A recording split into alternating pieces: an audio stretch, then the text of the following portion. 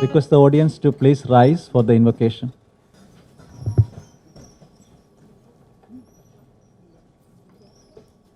Om Sahana Vavatu Sahanau Bhunaktu Sahaviryam Karavavahai Tejasvinavadhitamastu Ma Vidvishavahai. Om Shanti Shanti Shanti.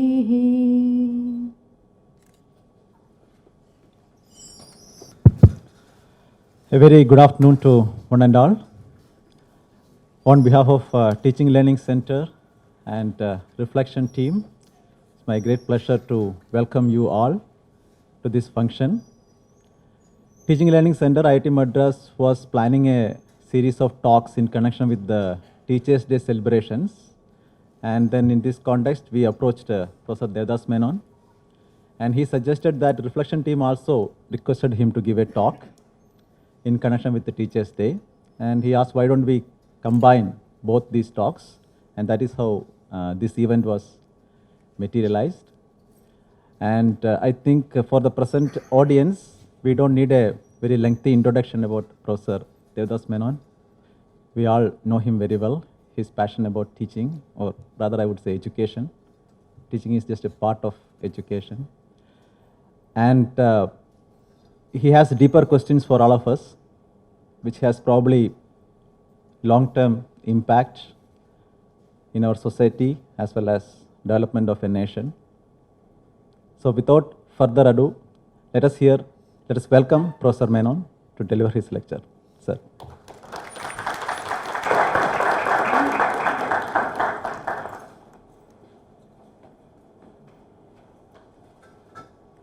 Thank you, Professor Prasad.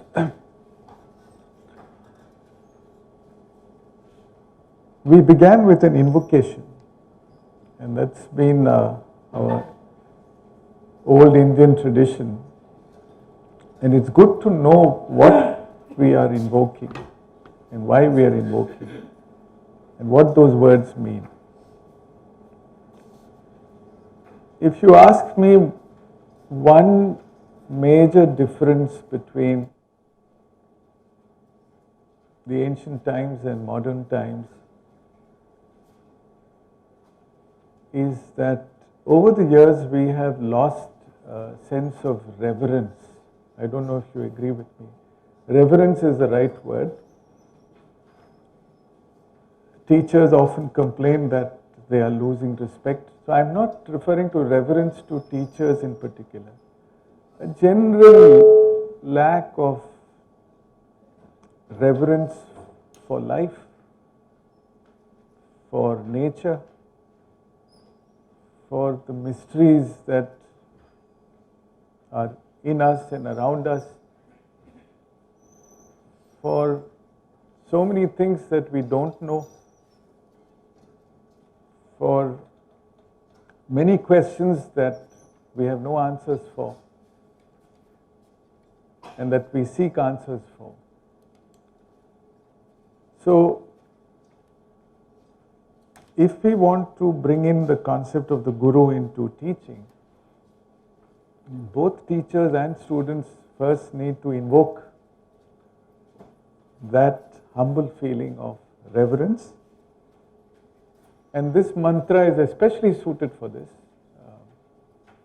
It's actually meant to be sung at the beginning of a class or a course.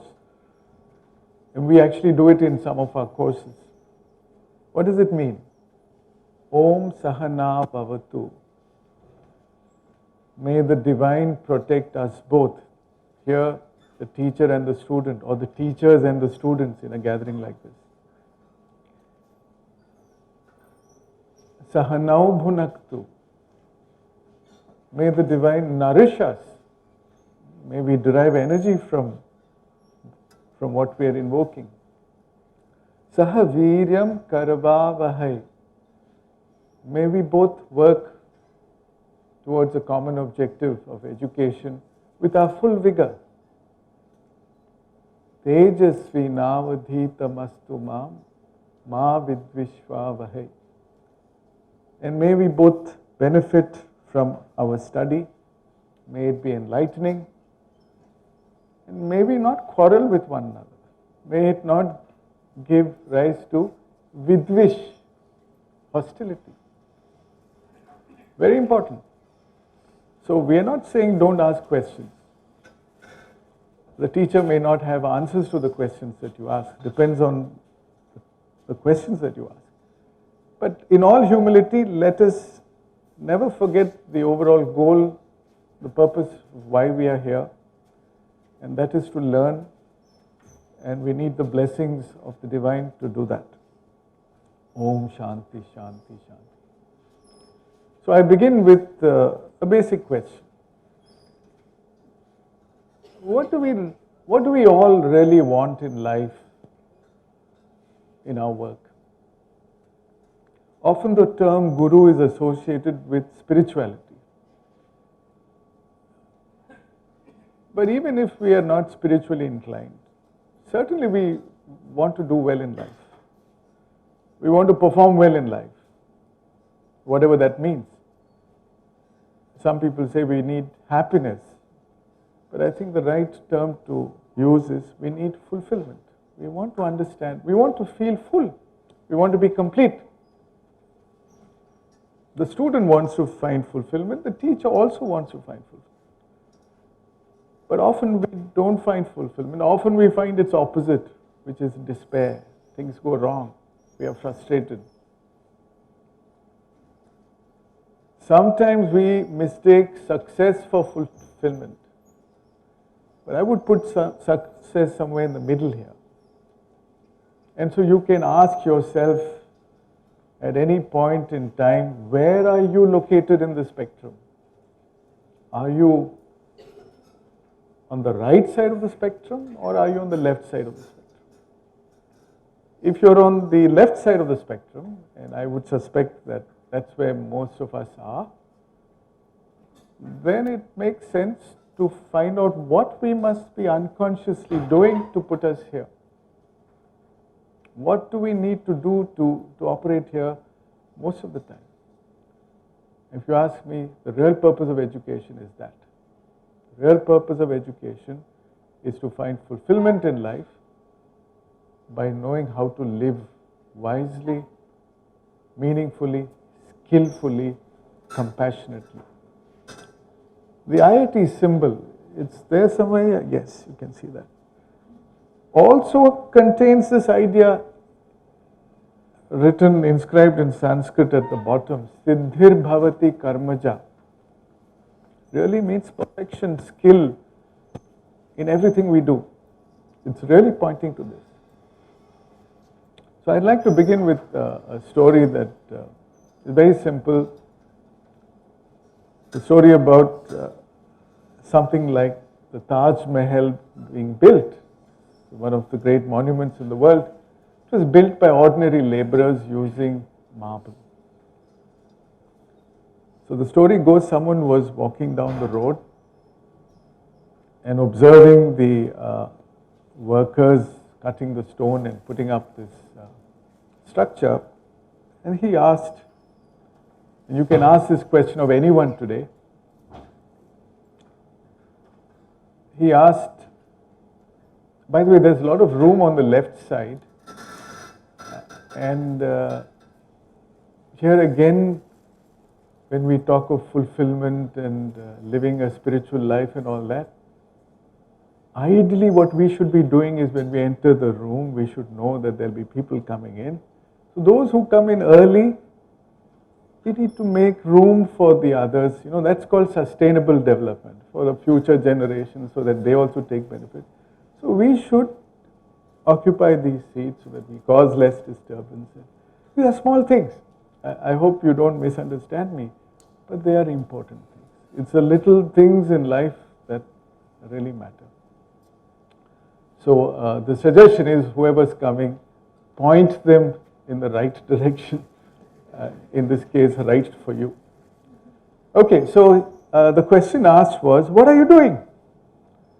And being a typical Indian government servant, he replied, can't you see what I'm doing?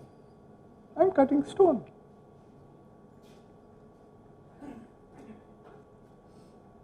Then he moved on and he saw that most of the workers had that same attitude. It's just cutting stone for somebody. Until he chanced upon someone who had a different demeanor. This person was was actually radiating a lot of bliss. He was smiling and he was doing his work very skillfully. Siddhir bhavati karmaja. When he would bring the chisel onto the stone, he would do it with finesse. There'll be a class with what he's doing. And occasionally he'll pause, reflect, and then gently and lovingly put the stone down. Huge difference. Same question, what are you doing? This person looks up, acknowledges the questioner. We don't even do that normally.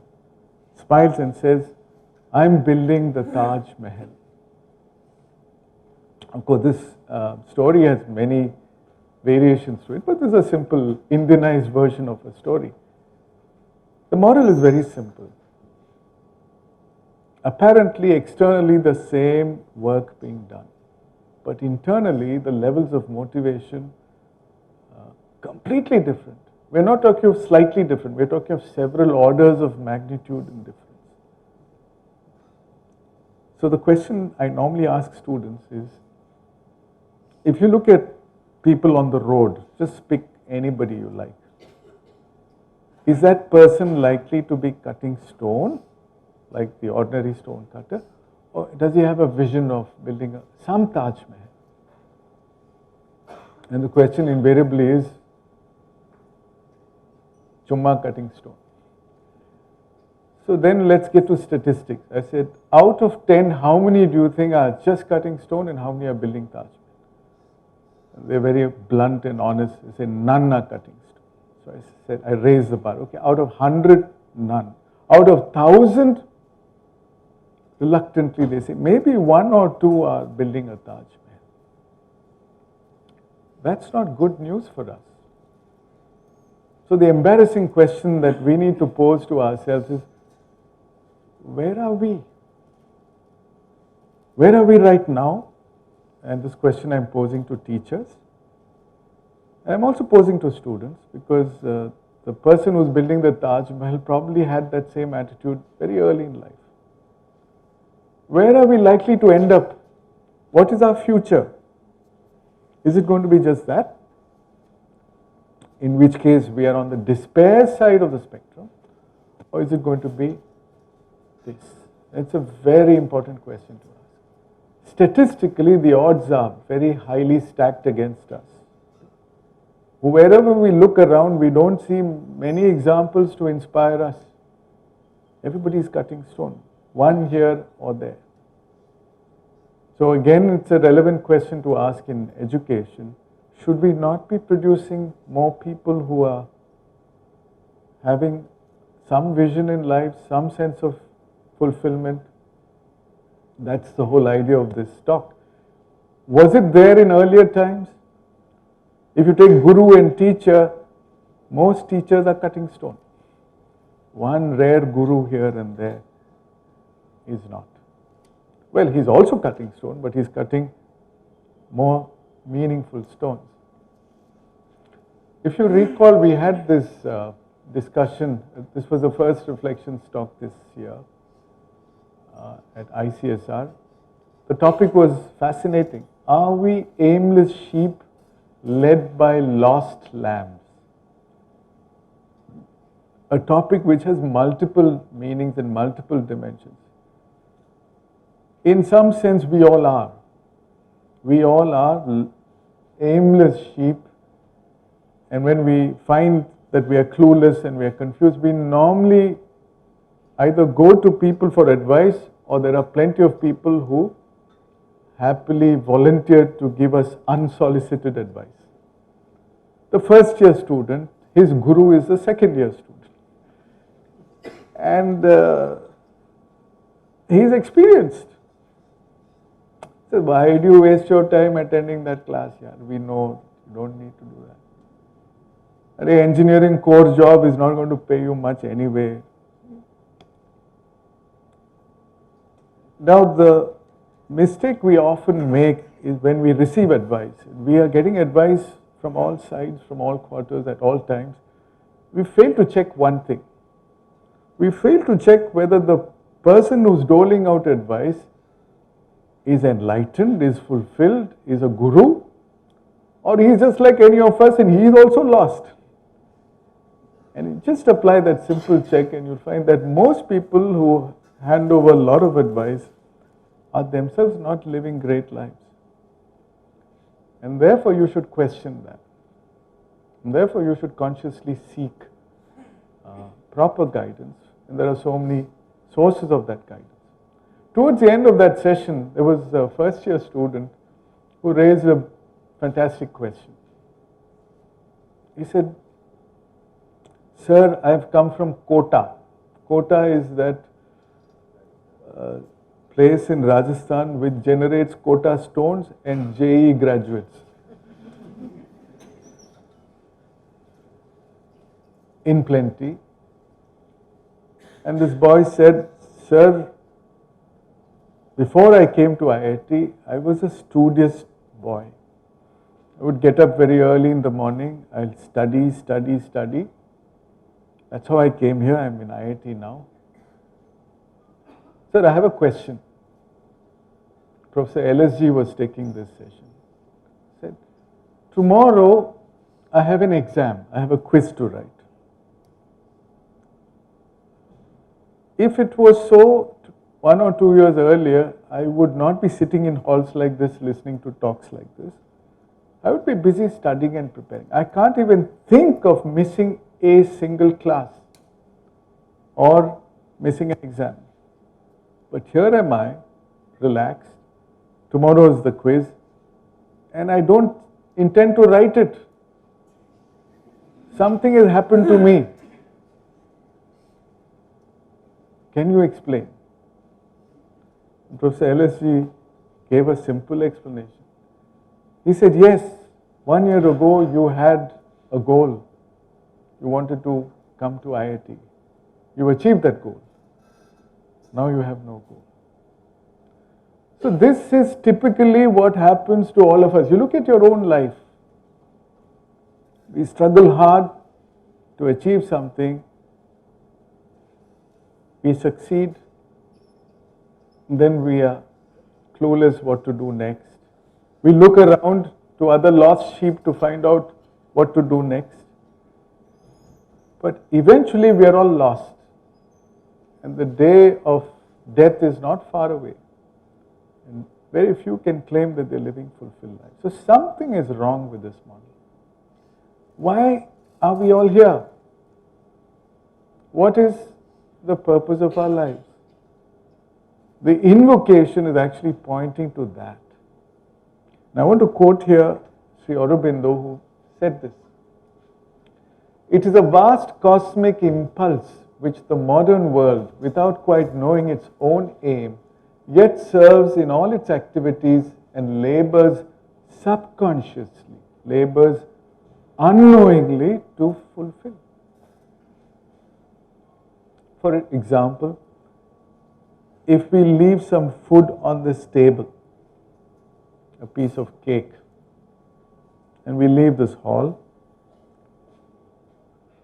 within a short while, we know living in the campus in our homes here, there will be a procession of ants coming here to consume it. If ants are not there, some form of life, bacteria, and that will be consumed.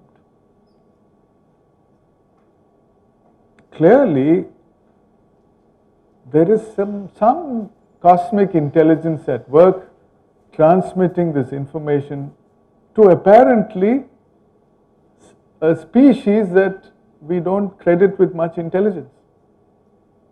But certainly the intelligence demonstrated is several orders higher than the intelligence that we are so proud of among IITians. What is that cosmic impulse? What is that secret which tells birds that do this transmigratory flight over large, unimaginable distances over oceans, so that they land promptly every year on the very tree, in the very pond? Certainly, there is something more to existence than we visualize. There is something more than the physics, chemistry, maths that we learn and forget. There is something more. There is a supreme mystery at work. The Guru acknowledges this mystery. The Guru also admits that with the human brain in its current condition and limitation, you can glimpse it here and there, but you can't access it. You need something more. And realizing that, realizing who we are in connection with that, is the ultimate objective of life. They gave it a name. They called it self-realization. So if you make, and so that's a very lofty goal. Very lofty goal. We are settling for such small goals. Go to Kota, go through a concentration camp, come to IIT. It's nothing. And then you run out of steam. Here, you can have those small goals in between, but this is your ultimate goal, and you can't rest in peace until you realize, and we are talking of realized knowledge. Most of the knowledge we have is theoretical knowledge. Here we are talking of experiential knowledge. At the ultimate knowing, there's really no difference between the knowing, the known, and the knower. But let's not get into that. Let's just posit a very lofty goal that ancient Indians had, which we have somehow lost sight of. We hear about it now and then, but we have no clue what is being spoken about. So what is the ultimate aim? Traditional Indian wisdom says self-realization. And often we seem to misunderstand, and this has been a widely prevalent misunderstanding, that it means kind of giving up everything here and otherworldly life. And actually that interpretation has sadly affected India's growth. And we are actually ashamed of it, and we've dumped everything. But it has two aspects, and this is beautifully clarified in the Bhagavad Gita, for example, from which this verse is taken. It says there are two aims, two sub-aims. One is liberation, moksha. What liberation is essentially bondage from the lower nature that holds us down. Freedom. The second is working for universal well-being and evolution of consciousness, referred to as Loka Sangraha. That makes up the self-realization. So I think we all accept this, but we don't understand this. So while we are on the theme of the Gita, I thought we'll just touch on this. It's very important in terms of knowledge, that we had this concept in ancient India originating from the Sankhya philosophy of Purusha and Prakriti, being and becoming. The inactive soul and the active principle. So Prakriti operated under the laws of the three gunas. And in modern terms, each guna refers to some aspect of evolution as we understand it. So the lowest is tamas. Tamas refers to inertia, darkness, coarseness, heaviness, stupidity, lack of intelligence, and laziness, sloth, associated with matter. So we have a body, the body is lazy, it wants to sleep, doesn't want to get up. We all have this. The predominant consciousness is physical. The next is rajas. Rajas is the dynamism in us, the restlessness in us, the vitality, the activity, the excitation, which also leads to struggle and pain. In the evolution, you see it mostly in plants initially, and the aggression comes in animals. That's what was referred to as prana, life force. Vital is the literal translation of that, vital. And beyond this, we had this concept of sattva, sattva guna, which is a subsequent development in evolution and associated with the development of the brain. The brain itself, we know, went through 3 stages of development. So it's predominantly humans have access to this. You have poise, you have fineness, you have lightness, you have harmony, you have illumination, and you have joy. According to the ancient wisdom, everything that you see in the manifested universe is composed of the play of these gunas, which are continuously in a state of inequilibrium. There's always movement. And we can see it in ourselves. We are restless, we are moving, then we get tired, we want to go to sleep. So this is constantly happening in us. And all we can do is to keep changing the proportions of this. Obviously, among this, sattva is a refined state, and we should aim for that. You can check out the proportions. But it is possible in the case of the self-realized person to go beyond these gunas, and that state is called Trigunatita. Tamas is actually the opposite of both rajas and sattva, in the sense tamas means darkness, whereas sattva means light. Tamaso mam jyotirgamaya is the ancient prayer, from darkness lead us to light. But tamas also means no movement, whereas rajas means movement. So it's static versus dynamic. But I want to translate this into more meaningful, practical terms for us. We all would love to live an inspired life like that brilliant stone cutter who had a vision, who's building Taj Mahal. We don't want to be like that all the time. We know that sometimes all of us are like that.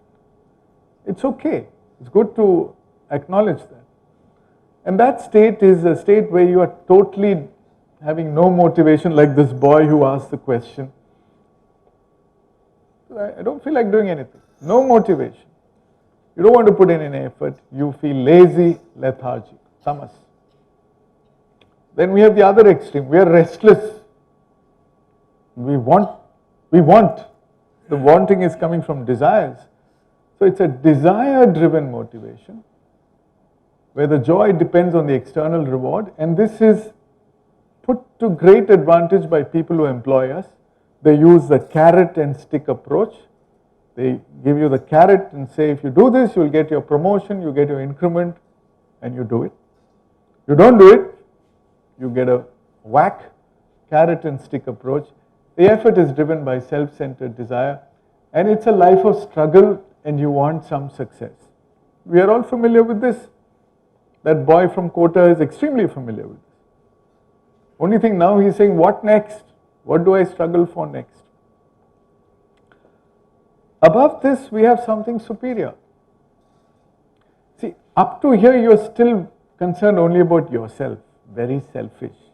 But then you get married, you have children, you're concerned about your children. You become a teacher, you're concerned about your students. You become a prime minister, you're concerned about the country. So your family increases, your self-identity increases.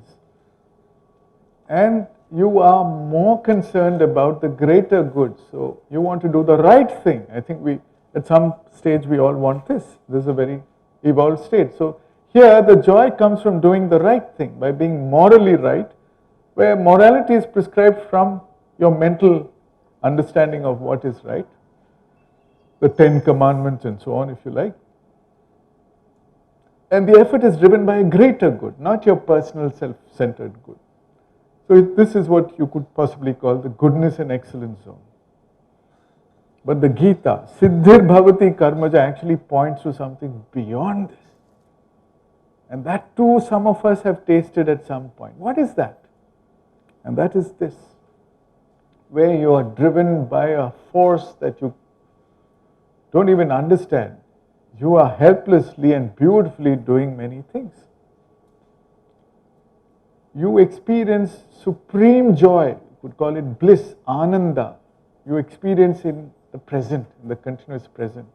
Here, you don't need to go for a holiday for that. You do it in your daily life, but you've gone beyond the narrow or the wide ego. There's no self left. And then everything is in a flow state. And you know very well that there is some greater power that has taken possession of everything and is running the whole show. Especially in music performances, you can see it. In games, you can see it. In class, you can sometimes see it. Words come out effortlessly from the teacher. The teacher is not even aware or consciously speaking them.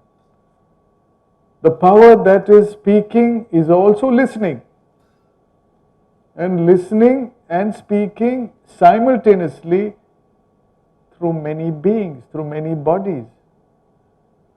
And when you are really lost and immersed in that experience, there is no you left. It is just one harmonious movement of nature, a transcendental movement, a blissful movement, a self-realized movement, where the self is much bigger, much vaster than anything that you can imagine. So, to put it very simply, we all have within us many potentials. Above all, we should recognize we have a lower nature which is heavy, which drags us down. The lower nature is driven by a lack of peace, a restlessness, an unhappiness, and it tells me that I must acquire this, do that in order to find happiness. So it's driven by having and getting. It's struggle because I don't have it now, I don't have happiness now, I'm thirsting for it, I work hard, if I get it I'm happy, if I don't get it I'm not happy, if somebody else gets what I want I'm doubly unhappy, and if I get what I don't want I'm very unhappy, and even if I get what I want I get bored, I lose my happiness. It's all transient and I don't see it because all the rats are running in one direction and there's a Pied Piper nobody's seen, says come to IIT, and all of them come to IIT. But now that you're here, you say what was so great about it? And you're looking for some other experience. So we are always searching but not finding. And this way of living, and most of us live like this from birth to death, is guaranteed to give us some success at some point in time, but we are on this end of the spectrum between despair and success. Won't find fulfillment. So in education, if this is what we train our students and train ourselves to do, something is incomplete. That's all we are trying to learn here. Is there a higher way of living? If so, what is it?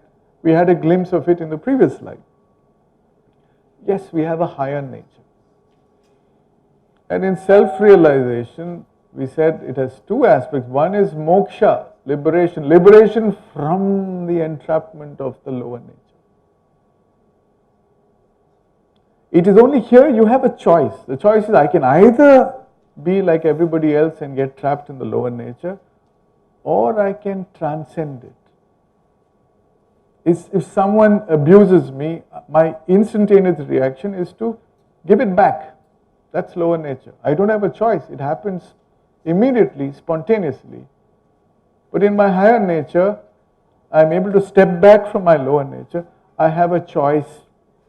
I'm not so much identified with the lower nature. I have a choice either to operate at that lower level or to operate at a different level. And the options here are actually infinite. So we have a deeper understanding, a higher understanding. But to be able to withdraw and not act automatically, ideally we need to find inner peace. It is not easy. We are not taught Inner peace is not in our curriculum. But in the ancient wisdom, inner peace is fundamental.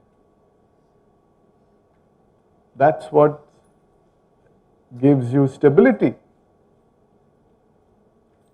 So, you will find that having and getting are all dynamic,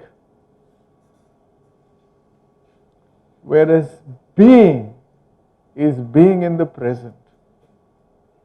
Being in the present, staying in the present, letting things be exactly the way they are, and still being absolutely at peace and comfortable. And you have to admit that we don't need to work all the time. In fact, most of the time, the world would have been a much better place if we didn't do half the nonsense we are doing. So can we sit quietly for a few minutes and be at peace with ourselves and the world? You'll find we've not been taught that. But in the Gurukulam, that was taught. Even in the great universities that India was famous for, and those universities were much bigger than IITs. They were world-class centers. Nalanda, Takshashila, that was core. You have to learn to be quiet, to be still, to be completely at peace, to be anchored, and to not lose it when you engage with the world. So you have to first find being, and since you found fulfillment here, you already found fulfillment. Imagine finding fulfillment without having to do anything. And that's where the great Indian wisdom is. All the happiness that you really want is already there inside you. And this is beautifully expressed in many traditions, especially mystics like Kabir Das, his famous poem, many of them. There's one which says, Kasturi kundali mein base. Kasturi, the musk which is there in the entrails of the musk deer, the Kasturi man. The deer can sense it because it's coming from within. But mistakenly, like all of us, he thinks it's coming from outside, from the world outside. Kasturi kundali mein base, mriga dhoonde vana mahi. It's searching for it in the entire forest, just like we are. In which placement job, which package will give me that, which professorship will give me, which directorship will give me, what will give me, which iPhone will give me. And we struggle to get the money to buy that, but that fragrance doesn't last. Because whatever you get is a pale reflection of the authentic light. The source of it is completely inside you. So being is the source of that. But along with being, this conscious impulse of the mysterious consciousness is at work. We've all been born for some purpose.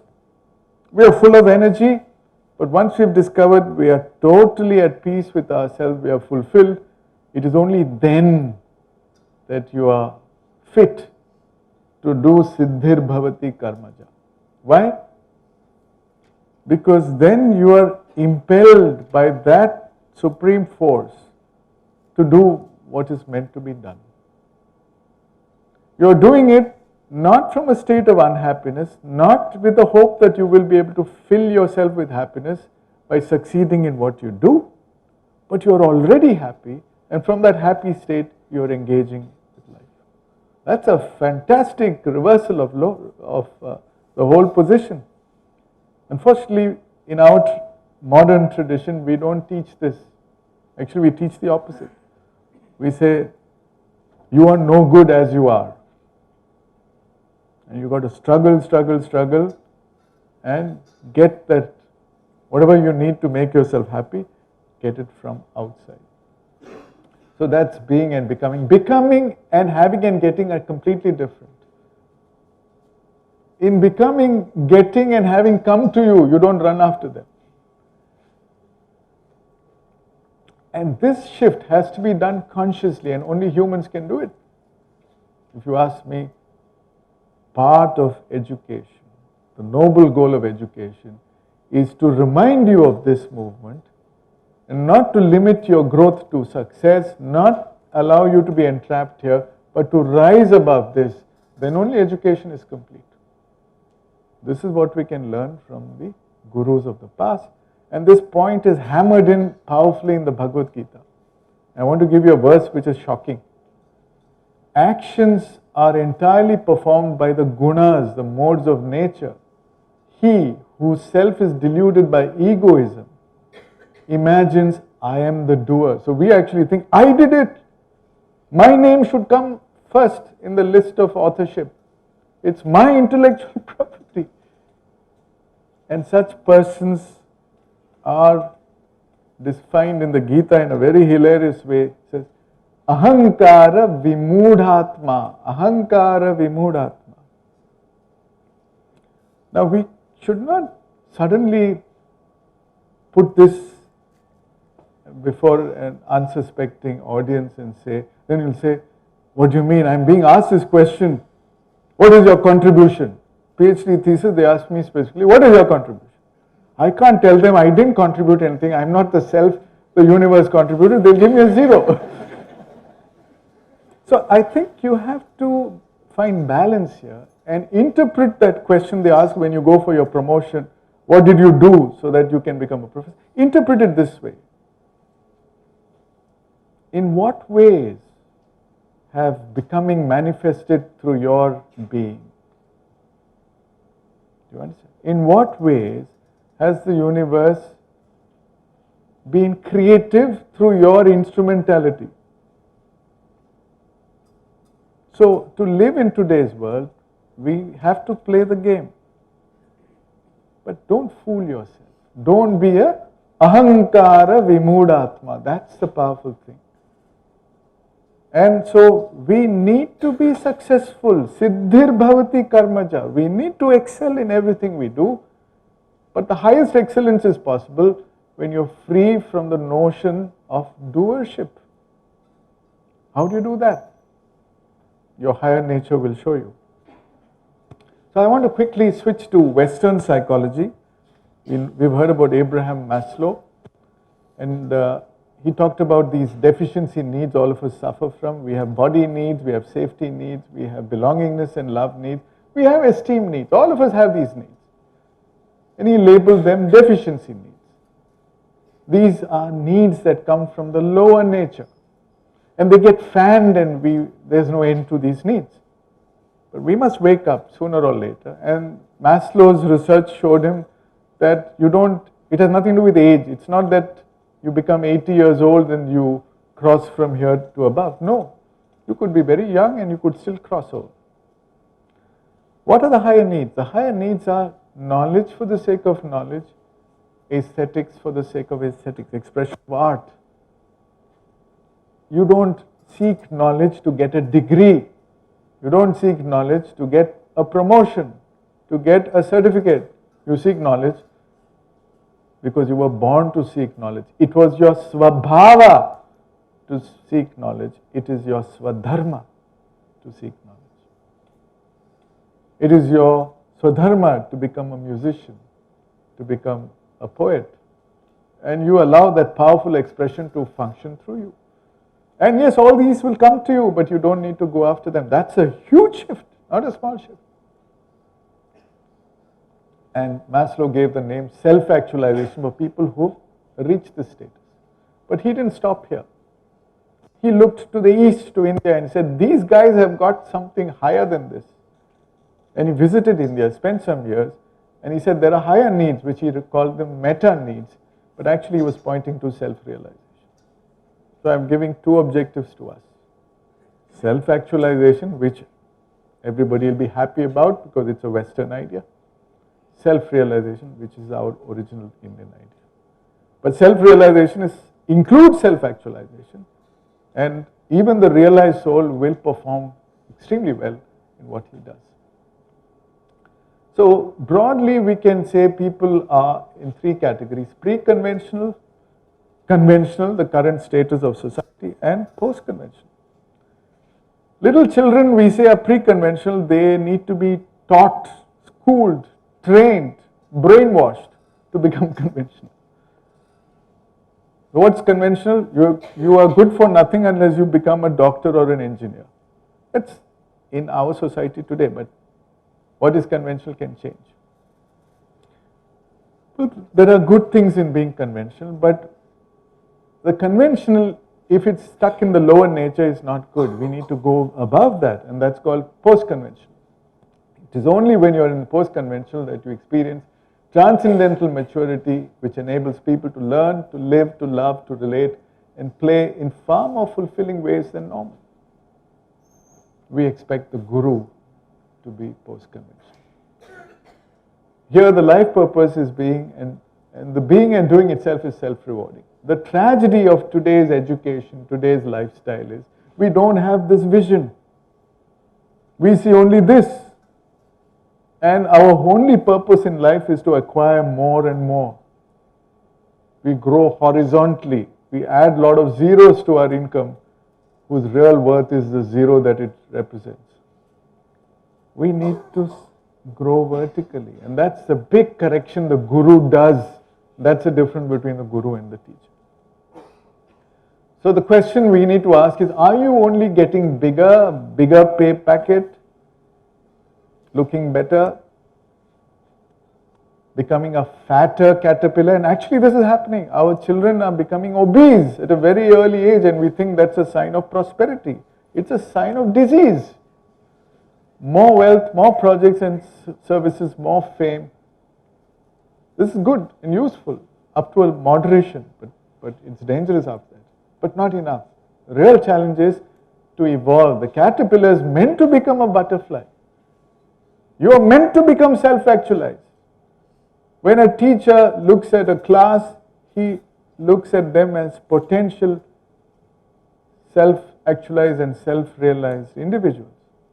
And his only question, if he's a guru, is, what is it that I can do to facilitate this? But usually the only question the teacher will ask is, how the hell do I cover this syllabus? You understand? That is important, but if our vision is locked there, you're missing the whole big picture. This is not important. Most students don't need 90% of what we teach. It's all waste. What they need is that which will enable them to become self-actualized. And we can't teach it directly, but we can give them a sense of it. That's what the guru can do. It's not what you learn or what you teach, it's how you learn and how you teach. So here you have a high sense of purpose, vision, joy in action, and even in inaction, originality in expression, care and concern for others. You become creative, aesthetic, and wise. This is vertical growth. We are too much into horizontal growth. It's not that Maslow discovered something brand new. It's actually old stuff in India. We had a model called the chakra model. And actually the deficiency needs belong to the first three chakras. The first one, the Mooladhara, focuses on stability, inertia. You focus on survival. Next one is sexuality, pleasure, focus on approval. Third one is achievement, power, status, control. And we should not limit ourselves here. And it's difficult to go beyond unless you are inspired to go beyond. And it's necessary to go beyond, but after you've quenched your thirst here, and the earlier you quench it, the easier it is. But then you have to have knowledge and wisdom to go beyond. And the higher needs are subtler and spiritual. I want to quickly shift focus to, do you mind if we spill over a little bit? It's okay? Okay. To observations made by people who lived in India for a long time in search of self-realization and who went back to the US to teach. Andrew Cohen's guru was the Shishya of Ramana Maharshi. And he visited India recently and went to all the metros, and he had interviews, discussions with the young people to see what's happening in our land. And he had an article, and I want to give you excerpts from them to see how a foreigner looks at us. And I want you to comment on this. This is what he observed. In the amazing economic and technological upsurge of modern India, where there is so much promise, millions of young people all seem to be getting on the same train. Which train? IIT, engineering, medicine, MD, whatever. They appear to be moving in lockstep, striving to get good jobs so that they can get married and have children. Why? And be able to send their children to good schools so that they can get a good education, so that they can get good jobs and get married and have children and so on. I mean, that's marvelously put, but that's the harsh reality, yes or no? Harsh, painful reality. Teachers are doing it. That doesn't make us gurus. If this is what you're ending up doing, not good, because you're not looking for svabhava, you're not looking for swadharma. So many people are energetically seeking a higher standard of living and constantly competing with each other for what's available, and the resources are shrinking. Too many people are running after. One feels in many of them a sense of inevitability, almost like there is really no other way and there are no other options available. No deeper introspection about who we really are and why we are here. You need to underline that. Who we really are and why we are here. That's self-realization. People are quite overwhelmed by the speed of change, and really in the last 10, 20 years it's unimaginable. And not exactly sure of how to face it or what to do about. It's all about facing increasing stress in an overcrowded world. Ironically, the perennial wisdom of India's great mystical traditions, which attracted so many like myself, and believe me, that India is still today famous for that tradition more than anything else, because that's an ancient heritage over several thousand years. There are some shortcomings, but the peaks to which it has gone, we seem to have lost that. So many like myself to come to the motherland to find ourselves. Look at that. We came to India to find ourselves. Does not seem to speak to most of these young people, because it does not speak to their parents. It does not speak to the teachers. Unless it's for academic purpose to publish a paper, which is not self-realization. You can be a professor of Buddhist philosophy, but you may be nowhere close to Buddha. Their eyes are on the material world and the promise of a better life, and if we are lucky, in the West. Isn't it true? Now I want to introduce you to the founder of our education system, a modernist, Lord Macaulay, and this is a published minute, you can download it. This is what he said: I have no knowledge of either Sanskrit or Arabic. Why he? None of us also. Okay, and he spelled Sanskrit like this: I am quite ready to take the Oriental learning. That means you Indians, I am quite ready to take the Oriental learning at the valuation by the Orientalists themselves. And what do they say? I have never found one among them who could deny that a single shelf of a good European library was worth the whole native literature of India and Arabia. Single shelf. Look at Shakespeare. Look at Newton. We all know in this hall, IIT students, all can tell you verbatim what Newton's 3 laws are. But you ask what are Buddha's 4 noble truths, you get a big 0. Not important. Not relevant. So this is the assessment, not of Macaulay. He's making it very painfully clear. It's your assessment of your own heritage. Some blah blah, some mumbo jumbo. We must at present do our best to form a class who may be interpreters between us and the millions whom we govern. A class of persons Indian in blood and color, but English in taste, in opinions, in morals, in intellect, in the clothes they wear, and the shopping malls they visit, and the phones they hold in their hands, in their entire lifestyle.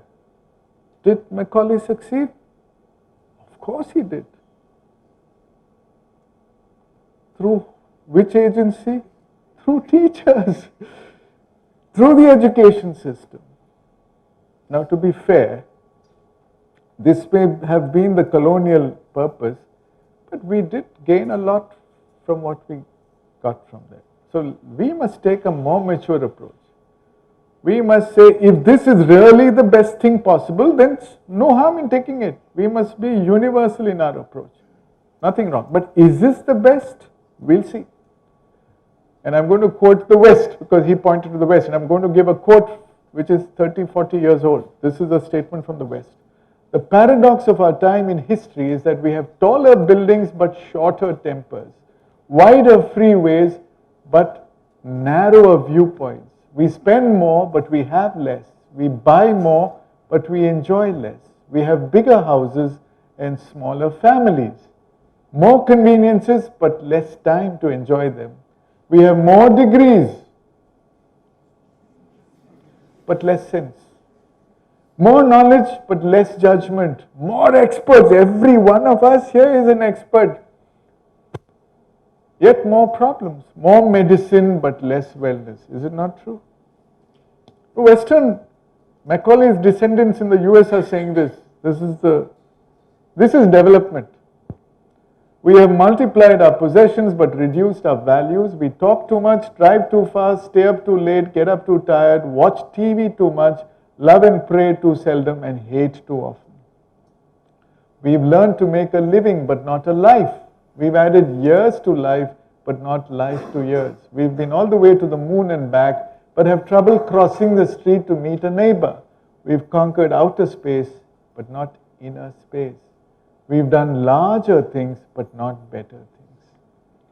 We've conquered the atom but not our prejudices. We plan more but we accomplish less. We've learned to rush but not to wait. Why? Because our rushing is for having and getting, whereas waiting demands being and becoming. These are the times of fast foods and slow digestion, big men and small character, steep profits and shallow relationships, 2 incomes, all the boys and girls here, but more divorce, fancier houses but broken homes, more entertainment but less happiness. This is a self-commentary by the Western world 30 years ago. Should we not learn some lessons from their own development? What lessons have we learned? We are plunging headlong down this road. So we are only raising the question here as teachers, as gurus, what is it that we need to do so that we don't repeat these mistakes? Is there some inspiration we can find from our own ancient tradition which can protect us, which can guide us? That's all we are raising. We are not saying that you should dump all this and go back to olden times. So this is beautifully captured in many Upanishads, but this one I would like to quote. It is Kathopanishad. It's a dialogue between a young brilliant student called Nachiketas and Yama. Yama is the guru here. And I'll just read 4 lines from this. Shreyascha preyascha manushyam etaha. It means at any instant in time, there are 2 forces which confront every one of us. Shreyas and prayas. 2 ladies or 2 angels, if you want. Both the truly good Shreyas and the ephemeral pleasant prayers present themselves to man. Manushyam etaha. Then what do men do? Tau samparitya vivinakti dhiraha. So there are 2 categories of humans. One is called dhiraha, the wise heroic people who are rare, like the person who was building Taj Mahal. And the vast majority, and unfortunately Yama gave a bad name to them, he called them mandaha. Mandaha, little weak upstairs. Mandaha. Okay. The wise, the dhiraha, discriminate carefully. Samparitya vivinakti between the 2. That's the first thing you should do. You should know which is which, because appearances are deceptive. And that's not easy, because something promises All that glitters is not gold. So you have to first discriminate. How do you discriminate? Well, don't go to a lost lamb to help you. You have to go to a guru. Shreyo hi dhiro bhi preyaso vranite. Indeed, it is Shreyas that is chosen after discrimination by the wise, by the dhiraha, over prayas.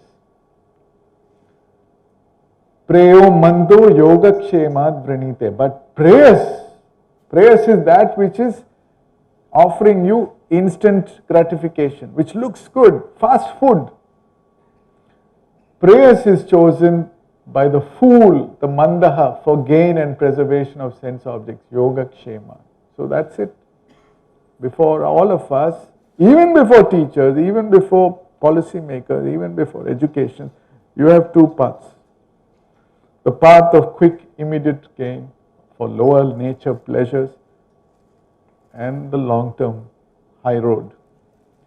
And the same Upanishad, Kathopanishad, gives us this beautiful recommendation. Utthishtata jagrata prapya varani bodhata. Arise, utthishtata, awake, jagrata. Approach the great and learn. Prapya varani bodhata. Vivekananda used this as his main slogan. Of course, he altered the third phrase and he said, arise, awake, and stop not till the goal is reached. Which goal? Not just getting into IIT. Self-realization, self-actualization. So, the great is the guru. So, now I am going to clearly come to the main topic, guru and teacher. You see, the first thing is a guru has shishya. And the guru recognizes that no two shishyas are alike. You don't mass produce students with degrees like we do now. You are looking for self-actualization in each of them, and each one of them is meant to be different. An apple seed is meant to become an apple tree, not a jackfruit tree. So you don't teach the same way. You first look, what is it? What is the seed? How to water it? How will it evolve? The teacher is like a gardener. His job is only to enable something which is inherently there to bear fruit and to flower. I don't know if you agree with this, but I try to give 4 lines to compare the conventional teacher with the guru. The teacher serves as a means for your livelihood. Yes or no? We are here. Why are students coming for degrees? Because of livelihood, no? So your teacher is there, you have to pass his exams, then only you will get the degree. So teacher is only serving as a means for your livelihood. The guru helps you find and fulfill your life purpose. It's a huge shift. The guru shows you which is Shreyas and which is prayers. He also says, by all means take the path of prayers if you feel like it, but sooner or later come to Shreyas. The teacher helps you develop your mental intelligence. You will find that most of our education is developing some part of the intellect, not even the full. The guru helps you awaken and develop your entire being. There are 4 components here: physical education, vital education, mental education, spiritual education. The teacher puts you on the road to material success. That's what you want. So it's a market economy. He gives you what you want and you jolly well pay him well. The guru puts you on the road to self-realization. Huge difference, not a small difference. The teacher helps the world in its outer development. The guru points to the inner as the key to all development. See, you always have 2 things in life. You have form, the outer, and you have substance, the inner. We are all deceived by form. We are all attracted to form. We don't care for substance.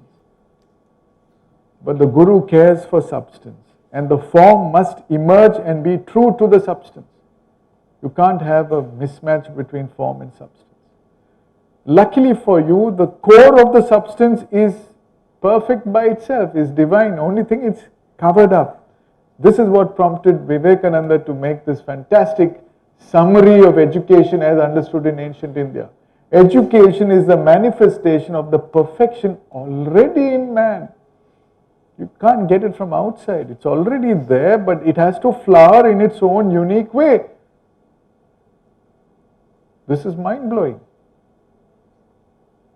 And actually the root of the Latin word education is also that educare really means to bring out, to educe, to extract. But today in teaching in schools and colleges, we do the opposite. We intrude, we load the student with what the teacher knows. And the Gita is an excellent guru. We've seen this picture, but I quickly want to tell you what it means. Well, the first lines of the Gita begin with Dharma Kshetre Kurukshetra. Kurukshetra is a field of action, and we plant seeds and they bear fruits, results. The body is also a kshetra, and in that body, it's you and I who are being carried along. The passenger is the jiva, the individual. But who drives the chariot in life is the charioteer. The charioteer ideally should be the intellect, the buddhi. So the charioteer moves these horses with reins which he has to control. The reins point to, and this allegory actually came from the Kathopanishad, and strangely, coincidentally, almost at the same time, in Greece, Plato had a similar chariot allegory. So you have the mind, and the mind is pulling these horses. There are 5 wild horses. The horses represent the senses, the indriyas, and the horses are being attracted to all these advertisements on the road. Come here, we will give you happiness. Come there, buy the cell phone. Look at this beautiful blonde lady sitting on the Mercedes Benz. Buy the Benz. So we are pulled in those directions, the sense objects, and that's the field of action. Now this is typically life for all of us. Now we are made up of all this. This is our being. Who is the boss? Who is running the show in our company? Ideally we should be running the show, but the boss in the company is outside the company. It's the fellow who's selling all the objects. Because the Vishaya, the sense objects, drag the horses willy-nilly in different directions, and the intellect has no power. The mind is pulling it along. The intellect is like Dhritarashtra. It's just giving consent, remote control. It has no control, and you don't have any awakening inside, because inside the core spirit is there. That perfection which needs to be manifested is there. So we need a complete reversal to engage in life to achieve Siddhir Bhavati Karmaja. And what is that? You have to awaken the innermost spirit in you. That must, with its light, illumine the intellect. The intellect must be able to control the mind. And the mind in turn must be able to control the horses, the 5 senses. And the senses in turn must be able to engage skillfully with the world. This is the old model. Is it meaningful? I think it's deeply meaningful. This gives you self-mastery. There's another model which I like a lot. It's the famous Panchakosha model.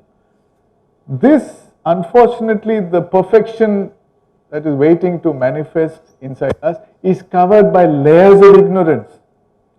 There are 5 layers identified. The outermost is the Annamaya Kosha, the sheath, the physical layer, the body, the material layer. The next is the Pranamaya Kosha, the vital layer. The third is Manomaya Kosha, the mental layer. And it is, in humans, we've reached this layer, but still it's a little blurred. We have not been able to penetrate something beyond this. That's evolution. We need to penetrate beyond that. That's where the secret knowledge is there. That's called Vijnanamaya Kosha. Sri Aurobindo referred to this as the supermind, the supramental consciousness. And beyond that lies Anandamaya Kosha, spiritual delight. So the idea is to awaken inside and to operate from within. The light has to penetrate from within. So this requires something that modern science and the Western education has not helped us, because it requires Shraddha. Now you might say, I don't believe all that. Well, for several thousand years our rishis believed in it. Were they idiots? I leave it to you to judge. What is the belief you need? You have to believe that the perfection is inside you that is waiting to manifest. And I want to quote from Sri Aurobindo. He says, in the lower knowledge, doubt and skepticism have their definite uses. Yes, the student must question the teacher. How do you get this equation? I also want to know. So doubt and skepticism is needed in lower knowledge. At the mental sheath, yes, you need it. In the higher, they are stumbling blocks. For there, the whole secret is not in the balancing of truth and error, but a constantly progressing realization of revealed truth. In intellectual knowledge, there is always a mixture of falsehood or incompleteness which has to be got rid of by subjecting the truth itself to skeptical inquiry, very much necessary in scientific inquiry. But in the higher knowledge, falsehood cannot enter, and that which intellect contributes by attaching itself to this or that opinion cannot be got rid of by mere questioning, but will fall away of itself by persistence in realization through a deeper, higher, and wider living in the spirit. This is self-realization. And what is not realized must be prepared for by faith, by shraddha, not by skeptical questioning. That's where the guru comes into play. Because this truth is one which the intellect cannot give, and which is indeed often quite opposed to the ideas in which the reasoning and logical mind gets entangled. It is not a truth which has to be proved, but a self-existent truth which has to be lived inwardly, a greater reality into which we have to grow. Okay, I have to go fast, we don't have time.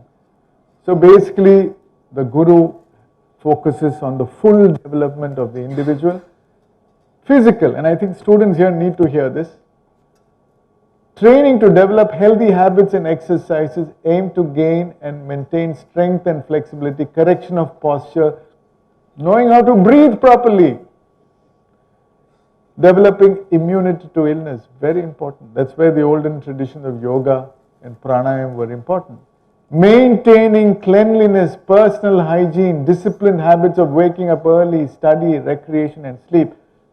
Completely lost by our students here, uncorrected. Don't sleep, or you sleep in the class. Don't bathe, don't have breakfast. Completely violating this discipline. Training to choose food intake, simple, healthy, substantial, appetizing food, not junk all the time, with discrimination, and also to eat it mindfully, not just gobble what's available, and not to overeat and indulge in unhealthy intake causing heaviness and illness. Appreciation of beauty and tidiness, making a house into a home. So we are blessed to be in a campus like this. All the physical education you want, you have a beautiful arena for that. Vital education, one area that we've completely neglected in today's world. All students, maybe even teachers, have huge problems here. There are three zones: lower vital, awareness of varieties of sensory enjoyment, discriminating between healthy sources and unhealthy addictive ones, learning to forego short-term pleasures for long-term gains, aiming for self-control over impulses, for revolts, for infatuations, jealousies, fears, depression. At that age, you are flooded with all this. You have no one to talk to. You have lost souls to guide you. You can't even discuss this with your parents, and your teachers are the wrong people to talk to. So where do you go? Central vital, awareness of talents, desires, your swadharma, ambitions, intrinsic and extrinsic motivation, practicing daily sadhana, succeeding in anything that one wants, learning from failures. And I must admit, personally, when I was a BTech student in IIT, this was the highest value that I got. That I gained the confidence that if I really wanted to, I could succeed in anything that I wanted to. So that confidence is very important. That's the central vital. Learning from failures, sustaining enthusiasm, courage, strength, power. In the higher vital, for the first time you learn to give.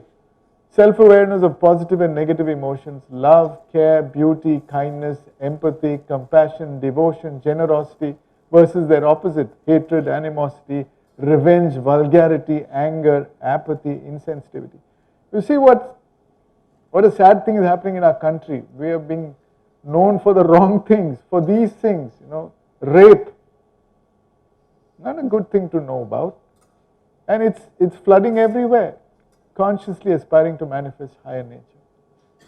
Mental education, developing the habit of concentration and attentiveness, precision in expression of words, language, definitions, mathematics, developing good memory, ability to efficiently and accurately record or process data, developing reasoning and analytical abilities, problem solving skills. Yes, we are doing a lot of work here, agreed. But this we are not. Vital mental, developing imagination and abstract thinking, visualizing and creating new forms, lateral thinking, innovation, artistic creativity, adding richness and complexity in organizing thoughts. And higher mental, synthesizing knowledge, developing clear concept, pure ideas, organizing ideas around one central idea, thought control and ability to reject undesirable thoughts. It's a great ability. Development of mental silence, because then only you can get into the state of being. Wideness, openness to the descent of intuition and insight. We find the great scientists have always accessed this. Tesla. Even our own Ramanujam, clearly he got the whole thing and he didn't know how he got it. But he never said he got it himself. He said the goddess gave it to him. You have any questions while they set it up?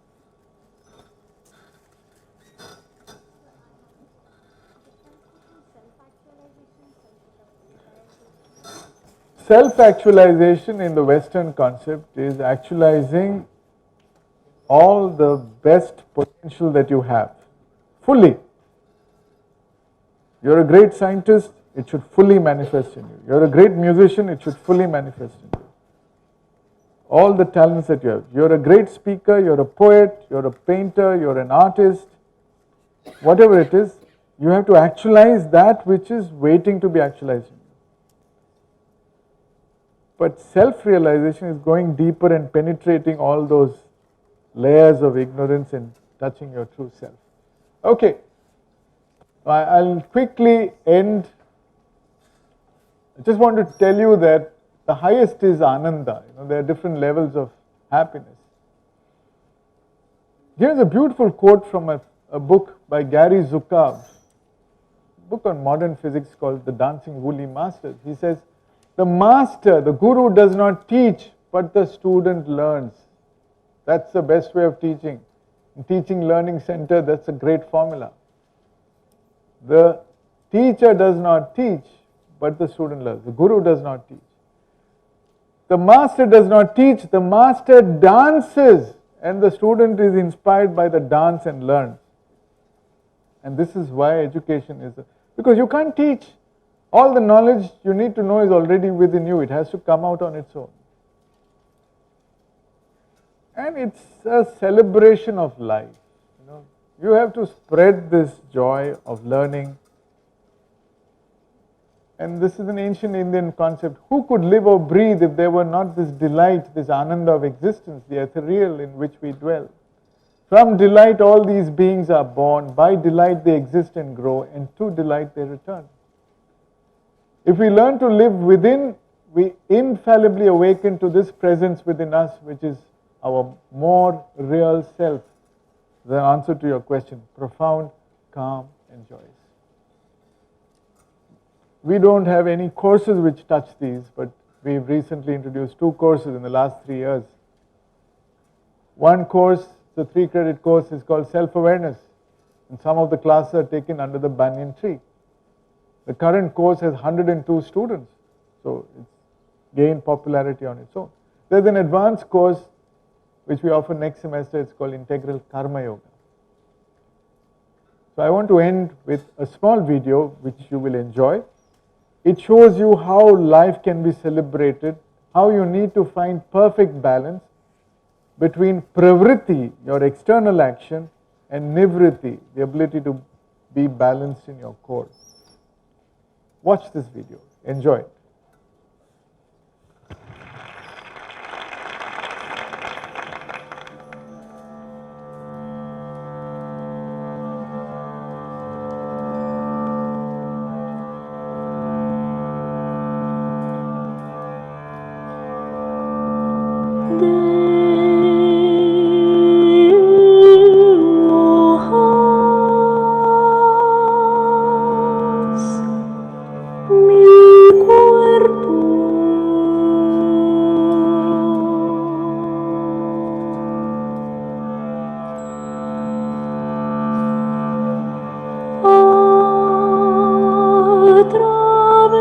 luz de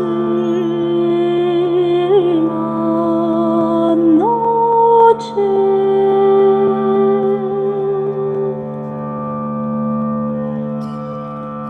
El respiro del viento.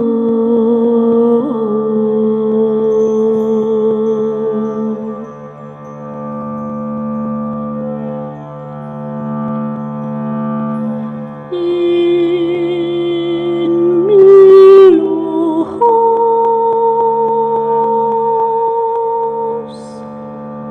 encuentro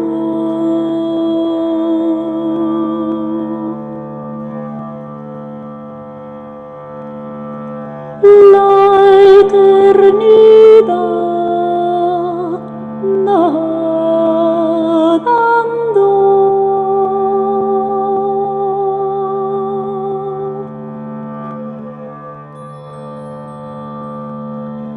En el mar infinito.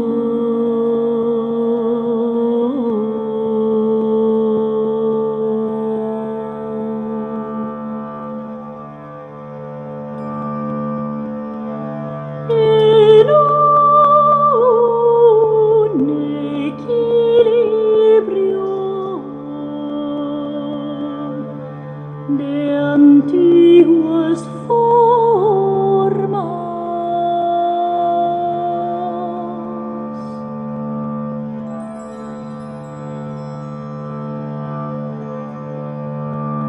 Sus pendidas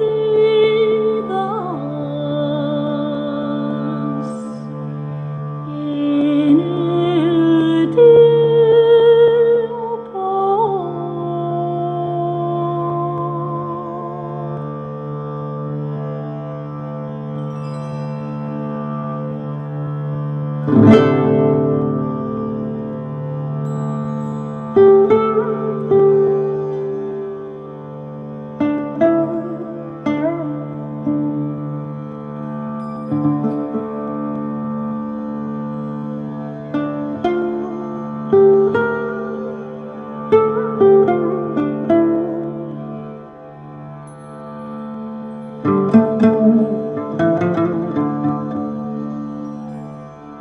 Y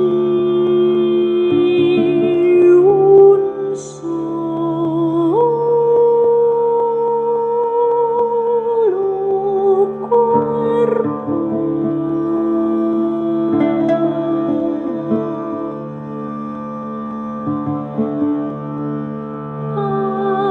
parado como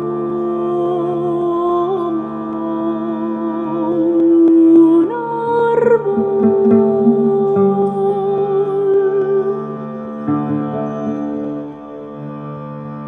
con las raíces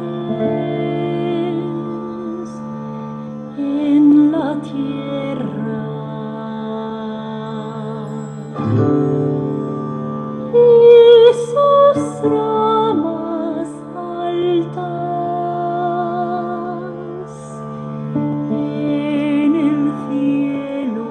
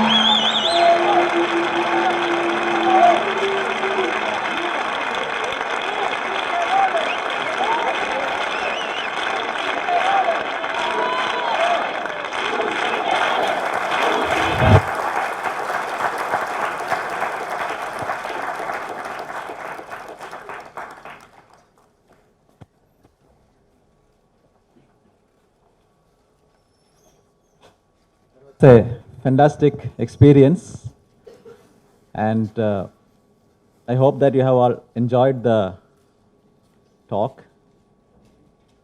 where Professor Devdas Menon was truly manifesting that the role of a guru or a role of education, how it helps people to live their lives with that supreme delicacy of balancing the life. Thank you very, very much, sir. On behalf of Teaching Learning Center and Reflection team, I may give a small memento to Professor Devdas Menon. Please join me in thanking Professor Devdas Menon.